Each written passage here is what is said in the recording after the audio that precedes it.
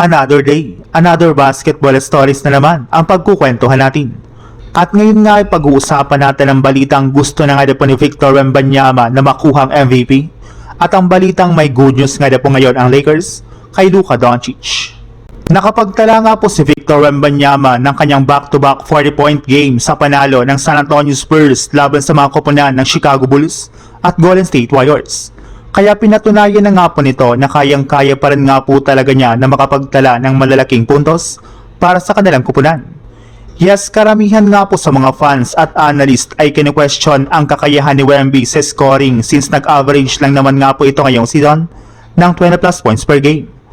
Kesyo dahil nga po napakalayo ang average ni Wemby kumpara kina SGA at Luka Doncic ay hindi na nga po nito deserve na maging MVP.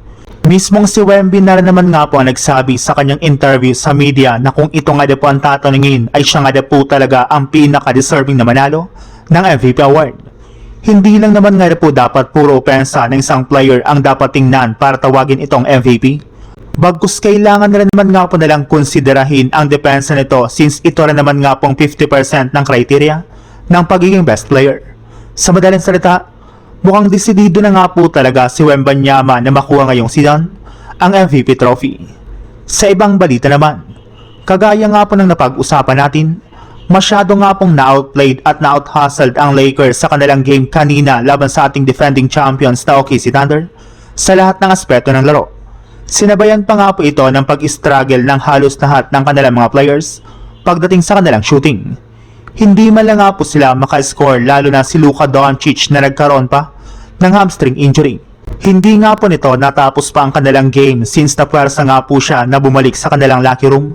At base nga po sa pinakahuling inilabas na balita, sasailalim pa nga po si Luka Doncic sa MRI bukas ng umaga para malaman kung ano ang tunay na lagay ng kanyang hamstring injury at kung gaano siya katagal mawawala sa kanilang lineup. Pero habang hinihintay nga po ang magiging resulta ng kanyang test, ay may ilang mga eksperto na nga po ang nagsabi na posibleng nga po na nagkaroon si Luka Doncic ng grade 1 hamstring injury kung saan inaasahan nga po na mawawala ito ng at least 2 linggo. Ibig sabihin, posibleng nga po na makapaglaro pa rin siya sa pagsisimula ng playoffs.